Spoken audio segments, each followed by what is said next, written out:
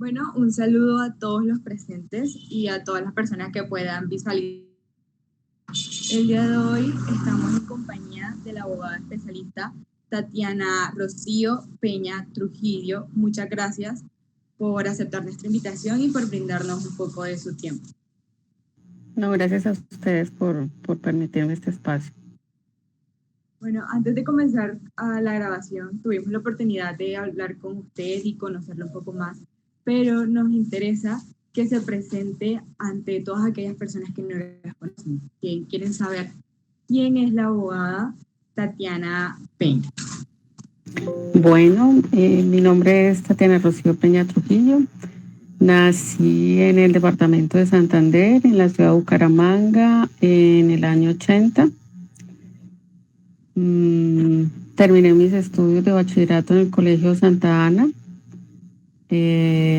Más o menos en noveno grado, decidí que quería estudiar Derecho y efectivamente así lo hice. Finalicé mis estudios de pregrado en la Universidad Autónoma de Bucaramanga. Allí también cursé la especialización en Derecho Público. Desde antes de terminar materias, estaba ya laborando en el municipio de Río Negro, Santander, como inspectora de policía. Allí hice la judicatura e inicié pues mi actividad profesional. Fui secretaria de gobierno del mismo municipio, en 4 oportunidades como alcalde encargada. Después de culminar allí, inicié la especialización en Derecho Público en la Universidad Autónoma de Bucaramanga, que se culminó en el 2007. Empecé a trabajar en la Contraloría Departamental de Santander, auditando el Fondo Territorial de Pensiones y el despacho del gobernador de esa época. Con posterioridad ingresé a la alcaldía de Bucaramanga como inspectora de policía, después como inspectora de control urbano y ornato, y con posterioridad como contratista asesora del despacho del secretario de gobierno de Bucaramanga. Al mismo tiempo era abogada externa del municipio de Florida Blanca, representándolo judicialmente ante los juzgados contenciosos administrativos de Bucaramanga. Presenté concurso para la rama judicial y aprobé. En el 2010 ingresé en carrera en la rama judicial como oficial mayor del juzgado laboral del circuito de Bucaramanga. Ahí estuve hasta el año 2016. Ahí también me desempeñé como secretaria de ese juzgado. En el 2016, en marzo, llegué al departamento de La Guajira a laborar en el Tribunal Superior de Distrito Judicial como asesora de uno de los magistrados, como auxiliar judicial pues, de uno de los magistrados. Después fui secretaria del Tribunal Superior y con posterioridad fui juez primero promiscuo del circuito de Maicao, juez promiscuo de familia de Maicao y juez de pequeñas causas y competencia múltiple aquí del Riohacho. En el 2019 inicio ya actividades en el litigio, fuera de la rama judicial, lógicamente. Y desde esa época asesoro una empresa mayorista de combustible del departamento. Desde el año pasado, en abril-mayo, estamos prestando servicios en representación judicial y asesoría jurídica al municipio de Uribia. También asesoramos un resguardo indígena del departamento de La Guajira, en el sur, el resguardo indígena de Caisemapa. Asesoramos también otras empresas privadas y estaciones de servicio y llevamos algunos casos en materia laboral, contencioso administrativa, civil y comercial. Básicamente, pues Digamos que esas son las actividades actuales.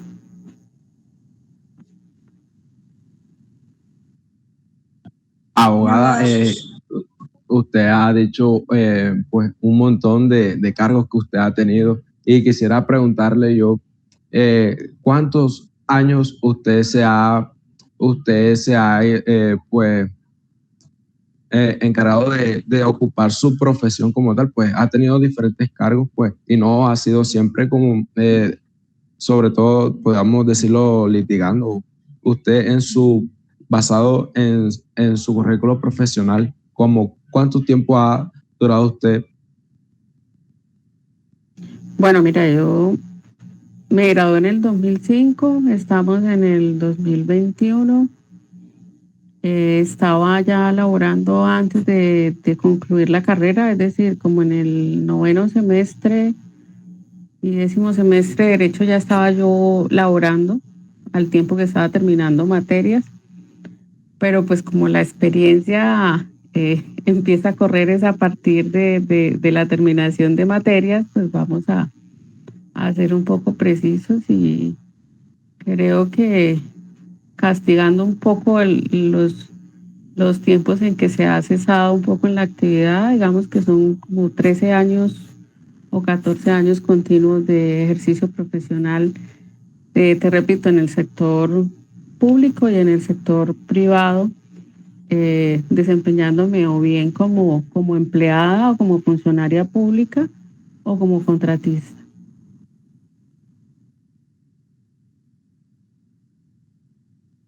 Ok, y usted ahora mismo me acaba de mencionar como diferentes campos en los cuales usted se ha desempeñado como profesional. Y quisiera preguntarle a usted, ¿en cuál usted se vio más favorecido a trabajar o con mayor comodidad, ya sea o en una firma, en una institución pública o como abogada independiente? ¿Usted cuál vio más viable para usted? Bueno, me parece que en todos los escenarios se aprende bastante. El ejercicio del litigio en este momento, después de haber tenido la experiencia en el sector público y especialmente en la rama judicial, es una muy buena herramienta porque tú ya conoces la institución desde adentro, has tenido mucho tiempo de aprendizaje y tienes muchas herramientas que te posibilitan ejercer en este momento mejor la actividad del litigio. Ahora, ¿qué fue de pronto qué es lo que más me ha agradado cuando estuve en la rama judicial? Cuando me dedicaba mucho al derecho laboral, el énfasis era en el derecho laboral allí en el Tribunal Superior, en el juzgado Bucaramanga y en el juzgado promiscuo de Maicao. Pues digamos que esa era como la zona de confort, ¿no? Era mi fuerte y todavía lo sigue siendo, pero pues cuando estuve en las ramas judiciales era como el área que más me agradaba. Ahora pues retornando al litigio, también llevo procesos laborales, pero el enfoque mío ha sido mucho hacia el sector público y el tema constitucional, entonces la experiencia de litigio ahora me parece muy interesante, sobre todo porque pues uno es su propia empresa.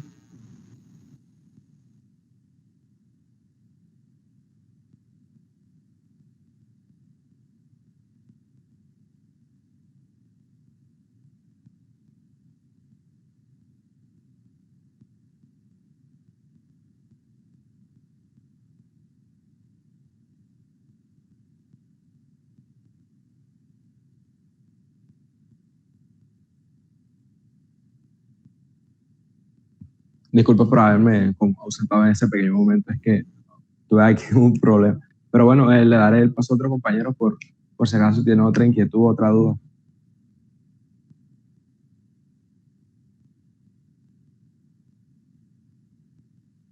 A lo largo que usted nos ha contado sobre su experiencia laboral y sobre sus estudios, me llamó la atención la rama en la que se especializó. Pero, ¿por qué se especializó en esa rama? ¿Qué fue lo que la motivó a escoger esa rama para especializarse? Me parecía bastante completa y sobre todo que era oportuna en ese momento. Yo estaba vinculada sobre todo a la rama ejecutiva en el sector público, estaba trabajando con alcaldías municipales, con la Contraloría Departamental en Santander, y la especialización en Derecho Público abarca el derecho contencioso administrativo, abarcaba todo lo que tenía que ver con el régimen de entidades territoriales, departamentos, municipios, entes de control, derecho laboral administrativo, hermenéutica constitucional. Entonces, en ese momento era, digamos que la que me agradaba mucho más y la que era pertinente pues para las actividades que en ese momento desarrollaba profesionalmente.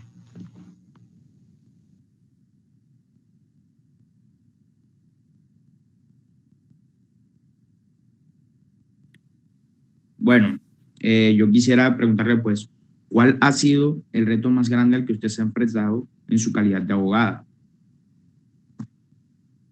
Bueno, han habido varios. Si es en cuanto a procesos, te podría decir que un reto fue el año pasado lograr revertir varias decisiones judiciales que habían llevado a un bloqueo institucional del hospital del municipio de Uribia.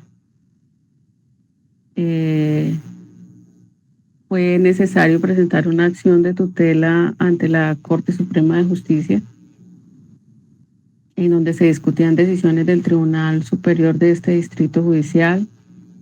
Digamos que fue un trámite desde el mes de mayo del año pasado hasta que culminó en febrero de este año, donde salió ya la decisión de segunda instancia de la Sala Laboral de la Corte, donde pues finalmente le dieron la razón al municipio en cuanto a la vulneración de las garantías fundamentales.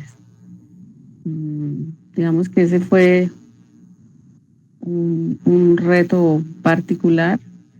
Y otro reto, pues ya ese sí fue personal, unas acciones constitucionales que yo debí promover en búsqueda de que liquidaran unas prestaciones a las que yo tenía derecho en su momento, pero pues digamos que del ejercicio del litigio fue un reto el año pasado ese trámite, porque sí nos demandó mucha actividad, mucho debate jurídico, y pues bueno, finalmente se vio el resultado. Ok, muchas gracias. Quisiera hacerle otra última pregunta, pues. ¿Cree usted que el hecho de ser abogada influye de cierta forma en la manera en que usted se comporta en la vida cotidiana? Sí, sí influye. Pues hay un tema, y Edwin, es que la mayoría de los abogados, y ustedes cuando lo sean, tratamos como de normatizar todo, parametrizar todo, y a todo ponerle ciertos códigos o reglas, y pues digamos que a veces eso forma parte de la cotidianidad, ¿no? En la medida en que tú estás familiarizado con las normas, las haces propias, pero también tiendes a reglamentar muchas cosas de tu vida diaria.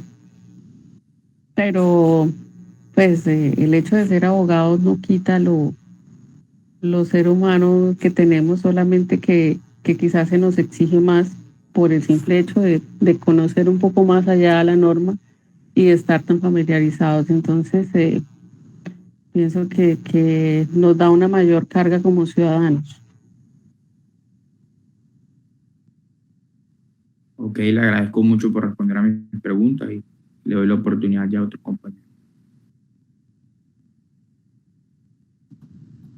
Buenas tardes, abogada. Mi nombre es Melissa Estupiñán y la pregunta que quisiera hacerle es: ¿cuál ha sido el caso en el que más le ha gustado trabajar y en el que menos le ha gustado trabajar? Bueno, es una pregunta complicada. como litigante o cuando estuve vinculada en la rama judicial, no sé, o en cualquiera.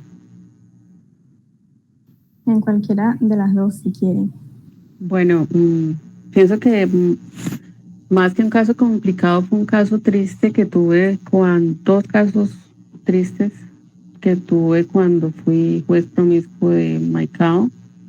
El caso de restablecimiento de derechos de un menor con un caso grave de desnutrición que había sido, donde se había ordenado que el ICBF restableciera los derechos de él y se habían dado unas órdenes a sus progenitores, pero volvieron a ubicar al menor en condiciones de riesgo vital. Se dispusieron unas órdenes un poco complejas hasta ordenar investigaciones penales y disciplinarias tanto al funcionarios del ICBF como a los propios padres del menor. Digamos que eso fue un caso bastante complicado porque pues es imposible que como ser humano esas situaciones no lo toquen a uno, ¿no? Pero, y bueno, casos en que no me hubiera gustado trabajar, pues creo que todavía ninguno. Hay algunos que exigen más retos, como les decía, el que más retos significó quizás fue el del año pasado, recuperar el hospital del municipio de Uribia, porque nos enfrentábamos cada 3 días a incidentes de desacato, verificaciones de cumplimiento de fallos.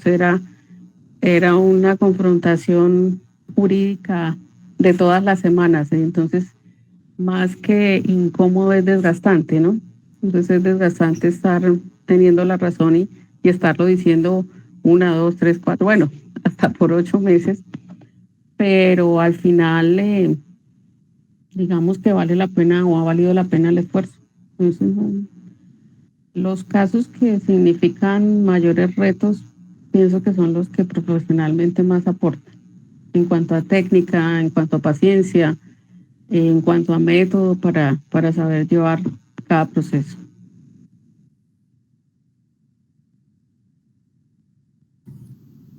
Bueno, y otra pregunta, ¿qué condiciones debe de tener un video o grabación para que pueda valer como prueba en un juicio civil?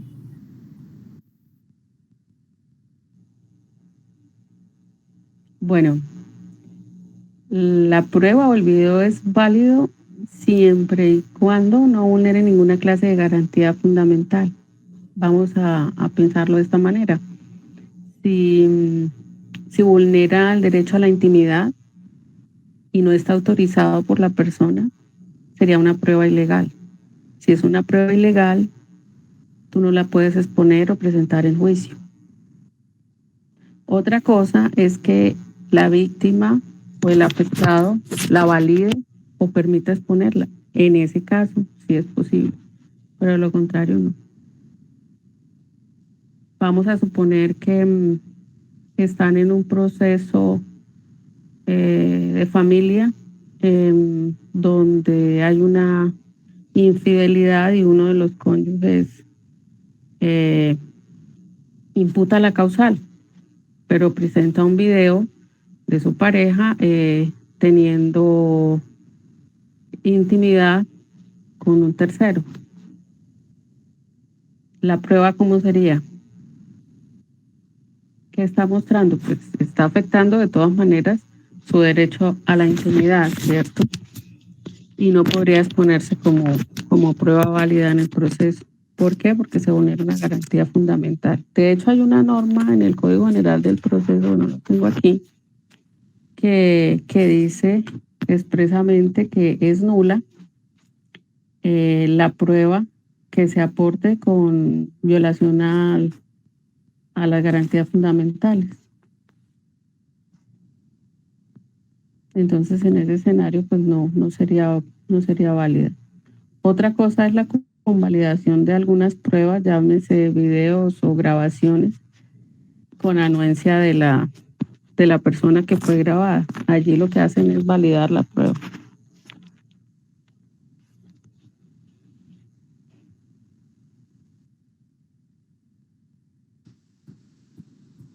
Bueno, muchas gracias.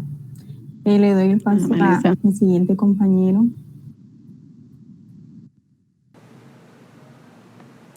Bueno, muy buenas tardes y mi primera pregunta sería que nosotros desde pequeños, a cada uno, ya sea en nuestros estudios, ya sea en los ámbitos de nuestra vida, nos han dado un concepto de moral, un concepto de ética, un concepto en el cual nosotros aplicamos.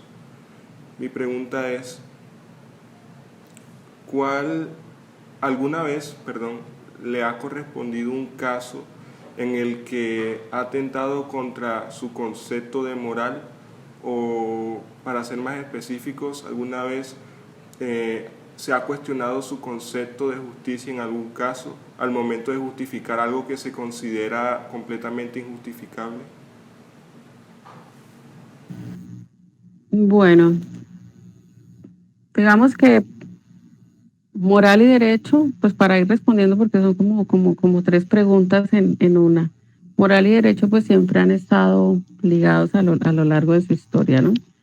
Y entonces, solamente que pues las normas morales no tienen sanciones o no prescriben coerción, o por no cumplirlas no necesariamente vas a recibir un castigo. Digamos que esa es como la diferencia básica entre la moral y el derecho, ¿sí? Pero lógicamente siempre han estado ligadas. Pues hay un caso, de pronto no voy a hablarles a profundidad de él porque creo que es un proceso que todavía está en trámite.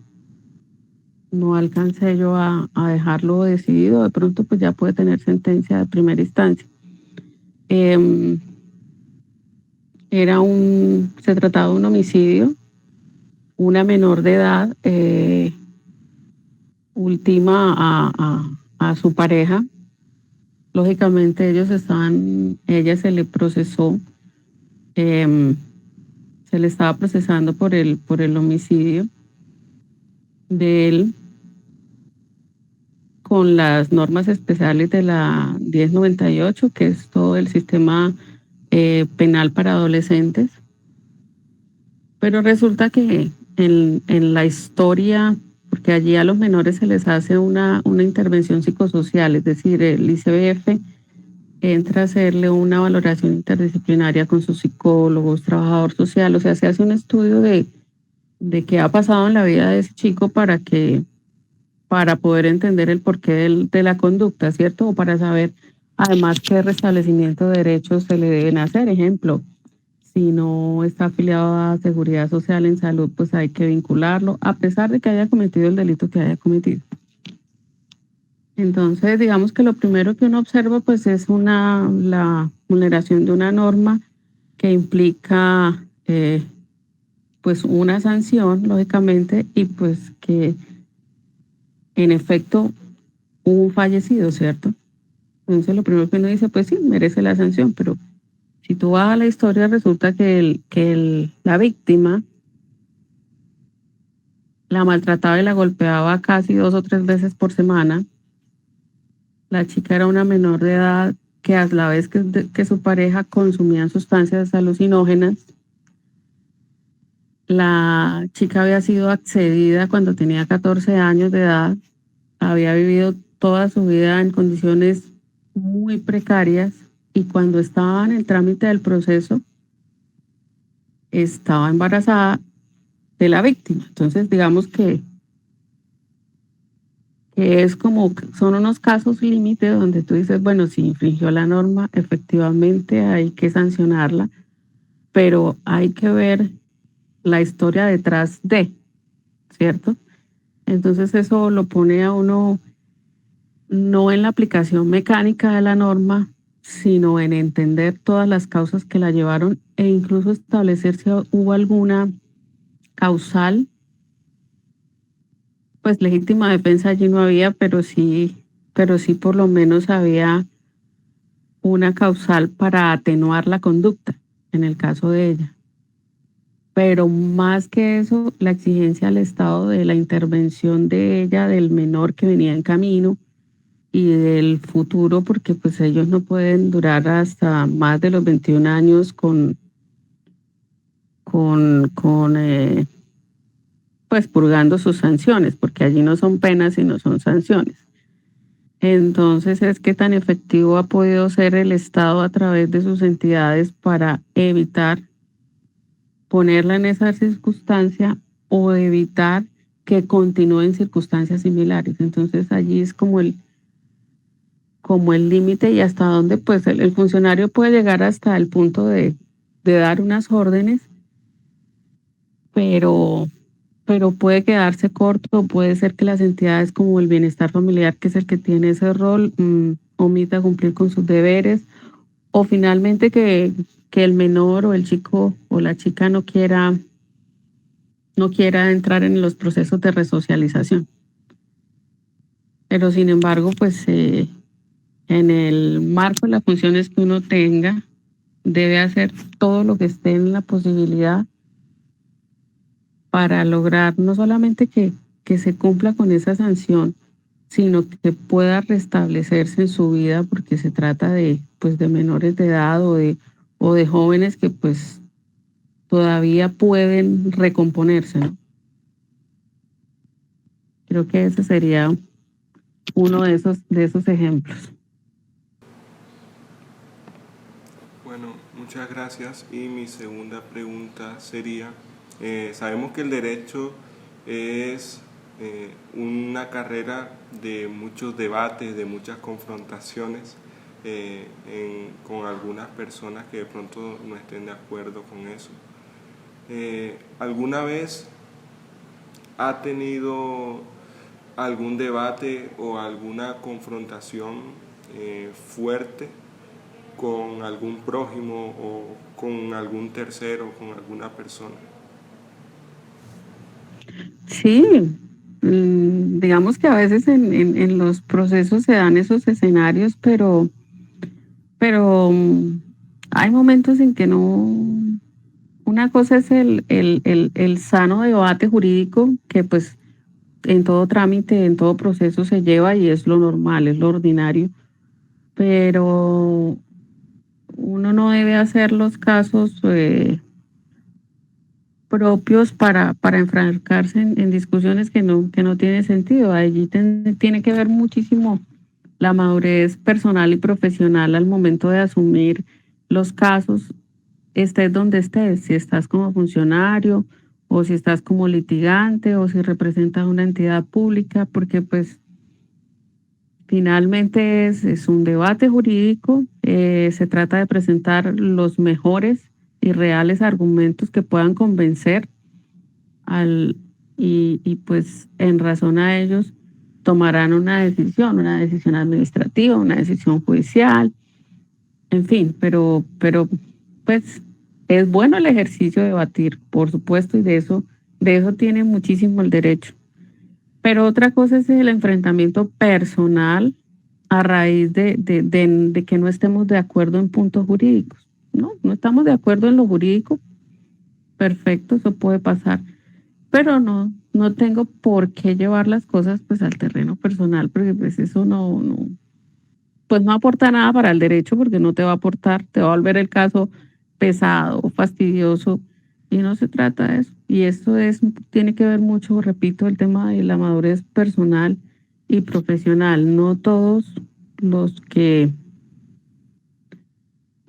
somos profesionales en el derecho logramos tenerlo y pues eso lleva a malos momentos, ¿no? Muchísimas gracias.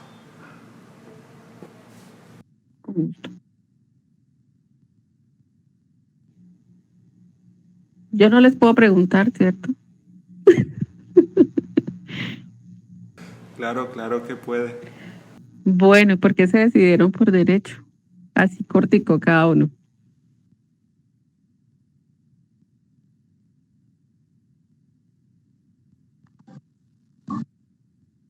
Melissa, a ver.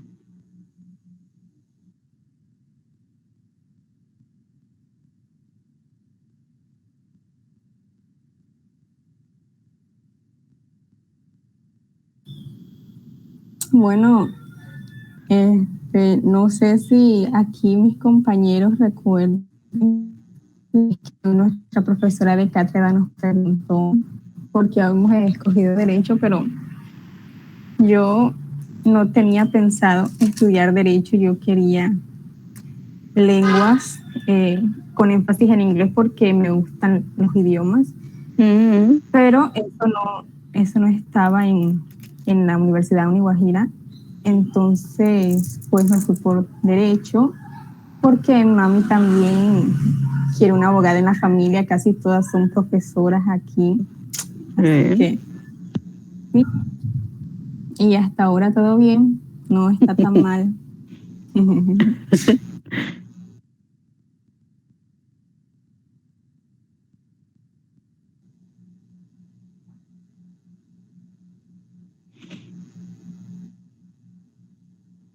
No sé, Alfredo. Bueno,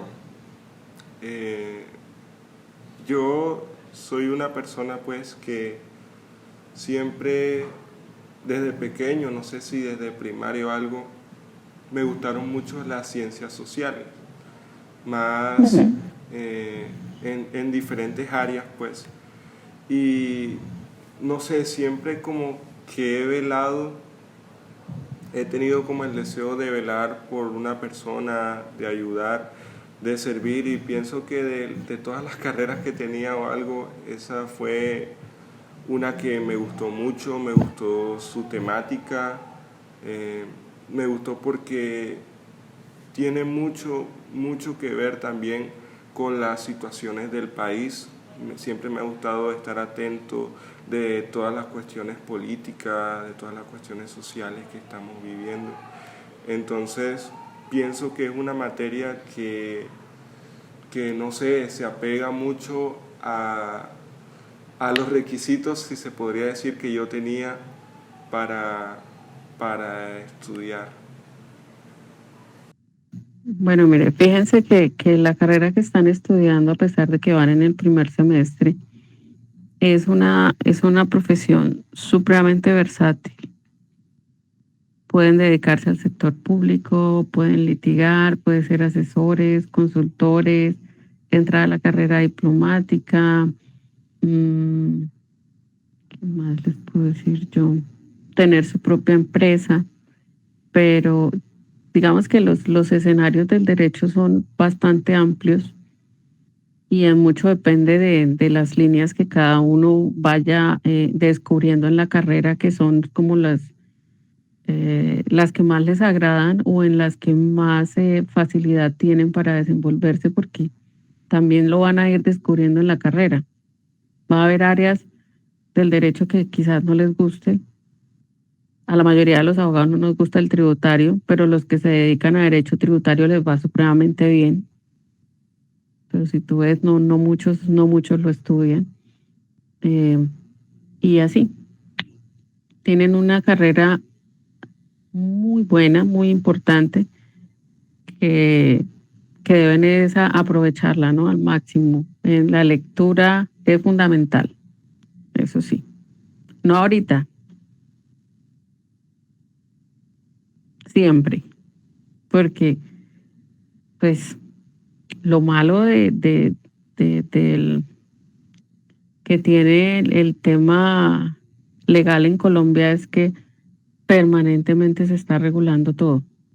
Entonces, todos los meses, todas las semanas sale un decreto que reglamenta una nueva norma, y pues en eso también está el éxito, en irse actualizando, ¿no?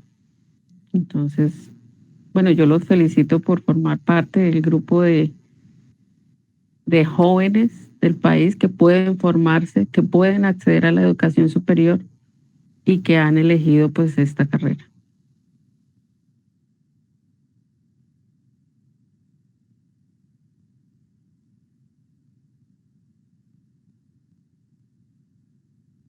Bueno, no sé si mis otros compañeros, Juan, también quieran responder la pregunta que nos hizo abogado con respecto de por qué escogimos esta carrera.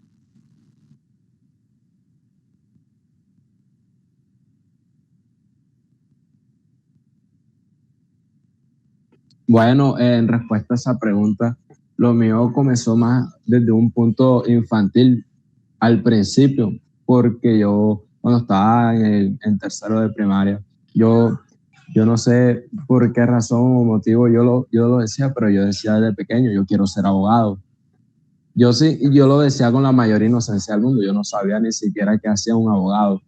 Y conforme fue pasando el tiempo, yo, yo siempre demostré una actitud como de querer solucionar problemáticas. Y tanto en mi casa como en el colegio, cuando se hacían los debates, yo siempre quería estar en esto para dar una solución y basándome en cosas pues, que sean válidas. Y con el tiempo me di cuenta que en el derecho pues esto era de básico, por decirlo así, que esto era esencial. Y el debate para llegar a una solución teniendo puntos de vista legales y que sean válidos y aprobados fue lo que más me hizo inclinarme hacia esta carrera. Bien. Bueno, a mí desde niño también me gustó mucho lo que era la materia de sociales. Cuando llegué al bachillerato también me gustó mucho lo que fue democracia y siempre me ha gustado también mucho lo que es participar en el gobierno escolar. Eh, los debates me gusta mucho exponer mi punto de vista, pues escuchar lo de los demás.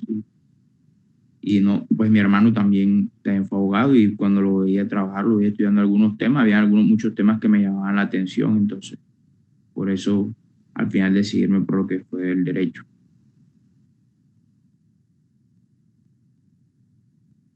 Bueno, respondiendo a esa incógnita, yo escogí la carrera como era mi segunda opción. Yo desde décimo decía que iba a estudiar medicina porque me iba bien en biología, química y son ramas y temas que me llaman y me interesan y aún sigo leyendo, pero solamente por curiosidad, por así decirlo. Luego en 11 ya voy a comenzar a estudiar un poco sobre las carreras. Y entró la pandemia y al entrar la pandemia me hizo cambiar de opinión de voy a estar ahí y así que comenzó como eso y me fui mejor por derecho debido a que desde siempre, desde que estoy pequeña, las habilidades comunicativas se me han dado bastante bien, leer, entender y ese tipo de cosas es algo que me gusta, soy muy curiosa, entonces leo bastante temas que me llaman la atención. Y eso fue como lo que me impulsó a escoger derecho. Yo estuve leyendo por ahí el pensum de la facultad de ustedes y hacen bastante énfasis en derecho civil, según lo que pude leer desde primer semestre hasta décimo. No vi, fue talleres de procesal y me gustó mucho el tema de la inclusión de las cátedras sobre derecho indígena, me parece que es una buena herramienta. Pero sí el énfasis, creo que la línea es como civil y comercial, pues en lo que pude leer del pensum.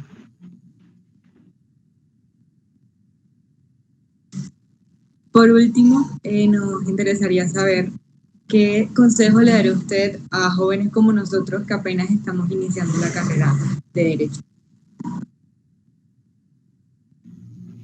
Bueno, tanto el derecho como cualquier otra carrera exige tener la disposición, el afecto por el proyecto que tú tienes. La carrera que eliges, pues básicamente puede ser el proyecto de vida que vas a desarrollar y pues es importante por lo menos que haya un gusto, ¿no? Partiendo de ese gusto, digamos que las otras cosas fluyen un poco más rápido, pero sí hay varias exigencias y es la constancia, la disciplina. Es muy importante en el derecho. Pues estar leyendo, estar actualizando y preguntar. Preguntar es muy importante. Hay muchas respuestas que no las da la carrera, que no te la da la facultad, pero uno debe ser inquieto de ir buscando esas respuestas, ¿no? Es muy importante también, digamos que como a mitad de carrera, puede ser como cuando ya va uno como a mitad de carrera, o en el séptimo semestre ya uno sabe qué línea o qué área del derecho es en la que quiere hacer mayor énfasis, entonces ir empezando a perfilarse en ella. Es importante. De pronto en este distrito judicial el litigio es promiscuo, ¿no? La mayoría de los abogados se dedican a muchas áreas al tiempo. Lo ideal sería dedicarse al área específica del conocimiento, porque pues eso te hace tener mucha más técnica, ¿no? Pero pues en la medida de lo posible hacerlo, ¿no? ¿Qué les puedo decir eso, no? Disciplina, constancia y gusto por lo que se hace. Esas son como las herramientas básicas en el derecho. Van a tener bastantes trasnochos, sí, claro. Pero los de la carrera son mínimos para los que tienen cuando ya tienen un caso donde el término se vence mañana, donde hay que en la audiencia sustentar unos alegatos, donde sabes que es un proceso que está como 50-50 si miras las pruebas de la parte demandante y demandada. Entonces, el ejercicio de la argumentación es fundamental y en la técnica en cómo se presenta.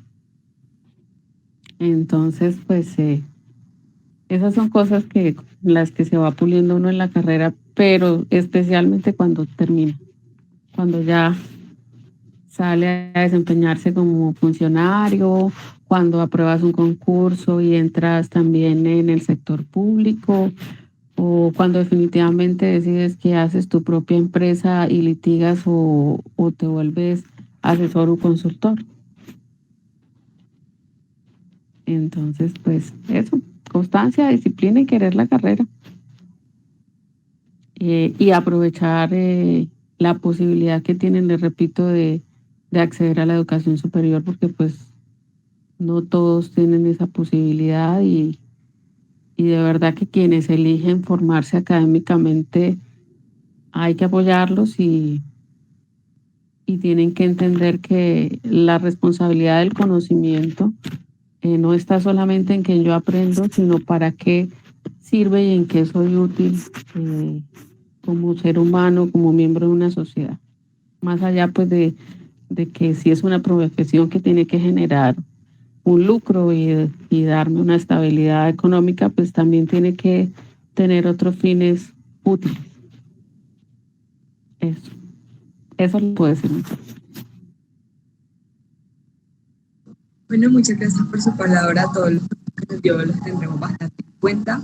En nombre de todos mis compañeros, le agradecemos por brindarnos un poco de su tiempo y hablarnos un poco sobre usted.